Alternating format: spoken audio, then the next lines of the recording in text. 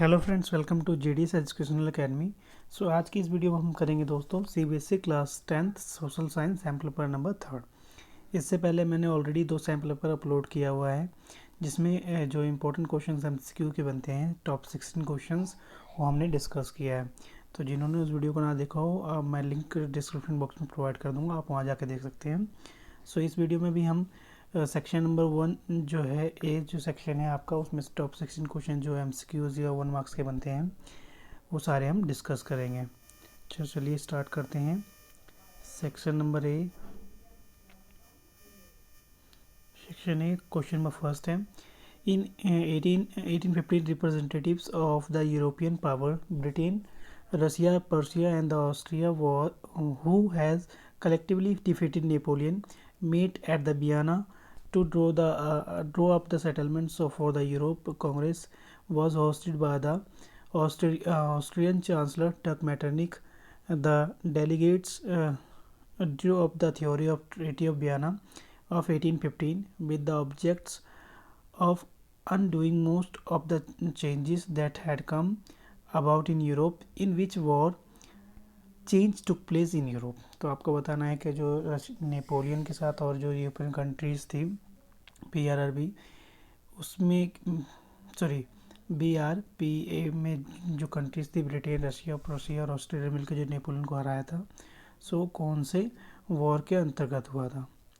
तो कौन सा वॉर था वो, आपके ऑप्शन से first one is American war, Napoleon war, peninsular war और ब्रिटिश वॉर।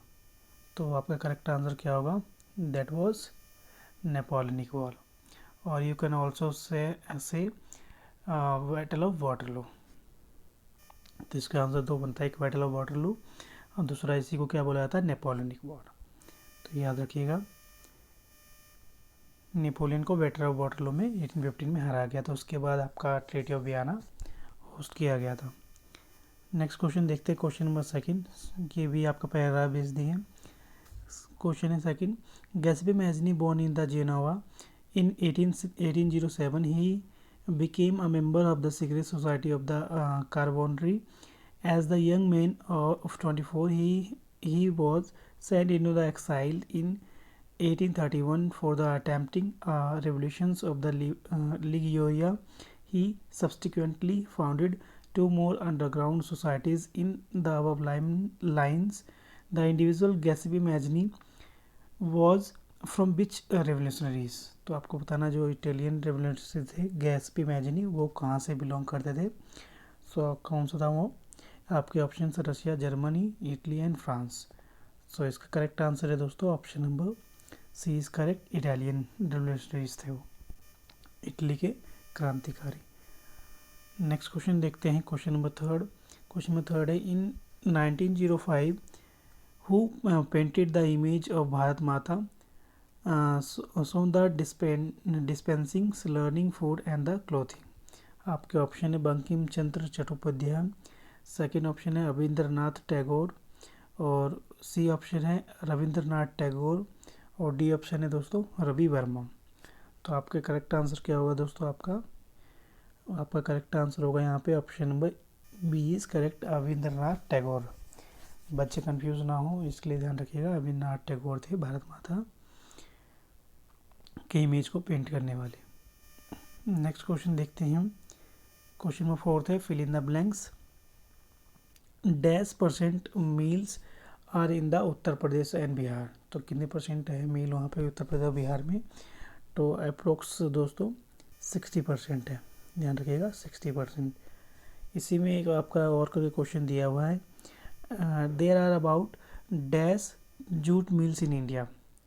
तो कितने जूट मिल्स होंगे आपके इंडिया में, तो ये आपका रखिएगा 70 से ज़्यादा। नेक्स्ट है क्वेश्चन नंबर 5, ये भी आपका फिल इन द ब्लैंक्स ही है। क्वेश्चन है, India is the agriculturally important country dash of its population is engage in the agriculture activities. तो कितने परसेंट लोग जो है एग्रीकल्चर एक्टिविटीज़ में इन्वॉल्व हैं, ऑप्शन है आपका 2/3, हाफ, 1/4 एंड 1/3। तो आपका करेक्ट आंसर क्या होगा दोस्तों यहाँ पे क्वेश्चन नंबर 5 का option number A is correct, 2/3। ध्यान रखिएगा 2/3 से ज़्यादा लोग जो है एग्रीकल्चर एक्टिविटीज़ में एंगेज हैं। नेक्स्ट क्वेश्चन देखते हैं, question number 6।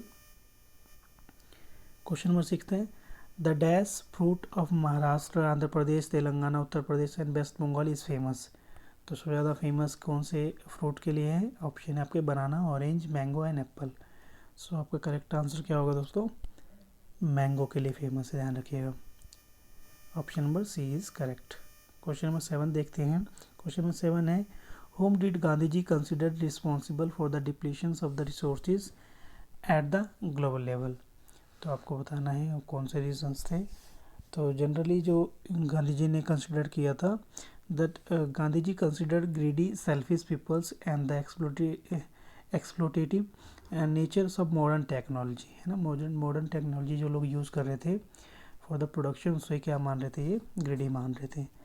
So modern technology are responsible for the depletion of the resources. He was against the mass productions and wanted to replace it with the productions by the masses। तो इसका answer आप लिख दीजिएगा।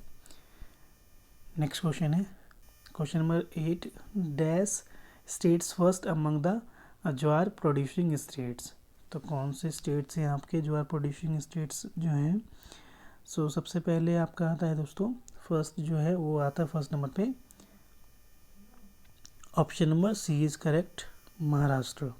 सो सबसे पहले आता है आपका महाराष्ट्र, उसके बाद आता है आपका कर्नाटक, फिर आता है आपका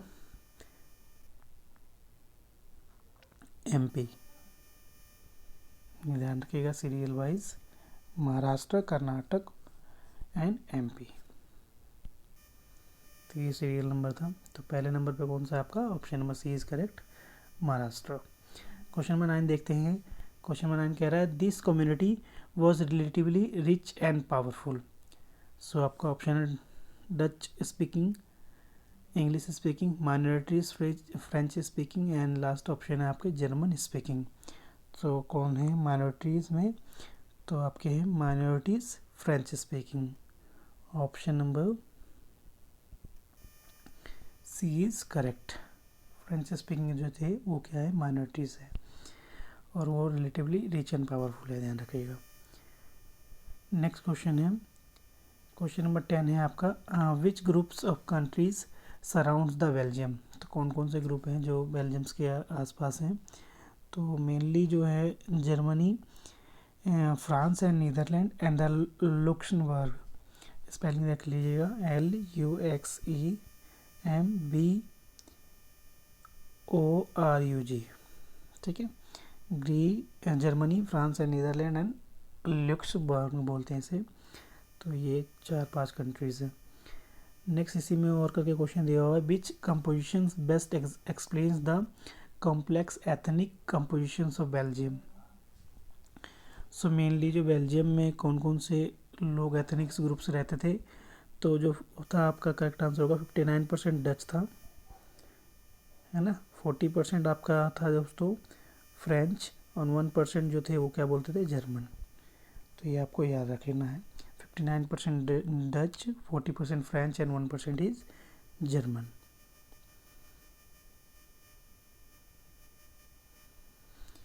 नेक्स्ट देखते हैं क्वेश्चन नंबर 11 क्या कहता है। क्वेश्चन नंबर 11 है where did the India conduct its nuclear test. तो आपको याद ही होगा ये पोखरण इन राजस्थान। तो इसका आंसर ये लिख दीजिएगा। नेक्स्ट क्वेश्चन है इसी में how can the fundamental provisions of Indian constitution B change. तो किस तरीके से चेंज किया जाता है? सो इसका आंसर आप कमेंट बॉक्स में भी लिख सकते हैं, अदरवाइज मैं आपको ऑरली बोल देता हूँ एक बार।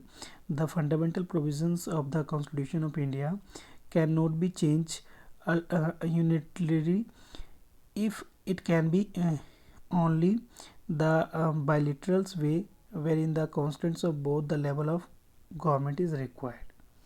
तो बिना दोनों लेवल ऑफ गवर्नमेंट के रिक्वायरमेंट की या उनके जब तक वो बोले ना, जब तक वो चेंज नहीं कर सकते।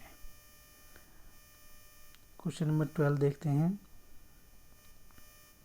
क्वेश्चन नंबर 12 है आपका assume there are the 4 families in the country the average per capita income of these families is 5 rupees 5,000. If the income of 3 families is 4,000 and 7,000 3,000 respectively, so what is the income for the fourth family? तो fourth family की income क्या होगी वो निकालना है आपको। तो उसका आपका आंसर होगा दोस्तों, करेक्ट आंसर होगा option number A is correct 6,000। कैसे निकालते हैं पर कैपिटल इनकम? तो PCI इक्वल टू में क्या कर लीजिएगा, टोटल इनकम कर दीजिएगा सबका, और टोटल नंबर ऑफ पॉपुलेशन कर दीजिएगा अपॉन में, तो आपका आंसर आ जाएगा option number first is correct. Next question देखते हैं, क्वेश्चन नंबर 13 क्या कहता है।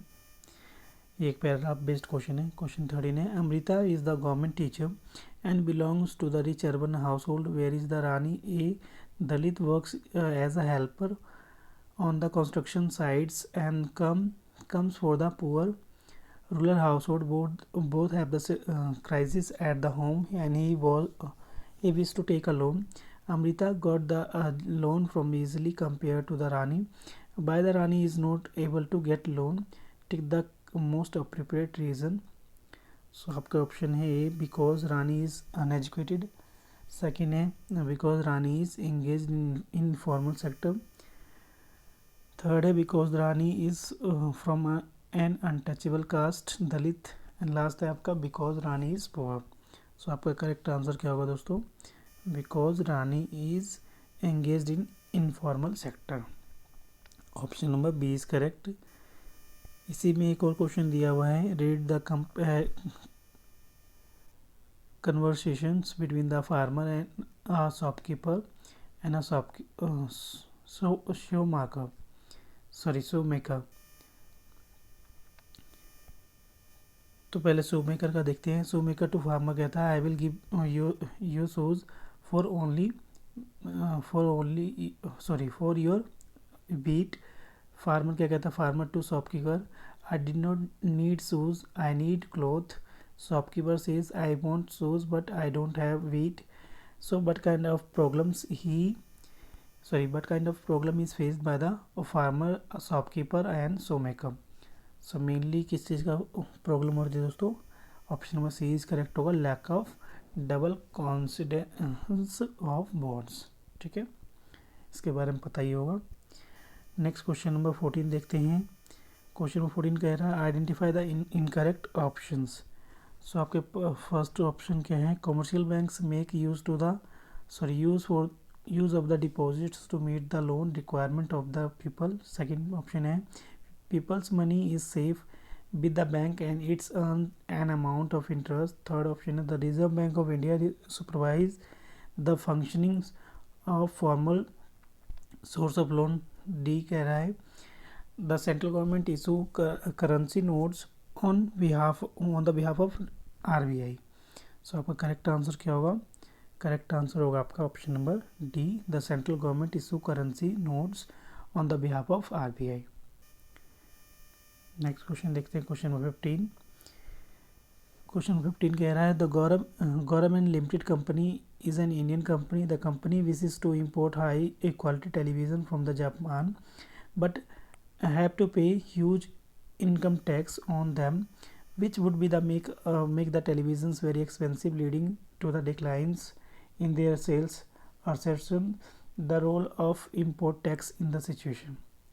So आपका ऑप्शन है फर्स्ट है, the import tax is acting as a foreign exchange management regulations. Second है, the import tax is acting as a trade barrier.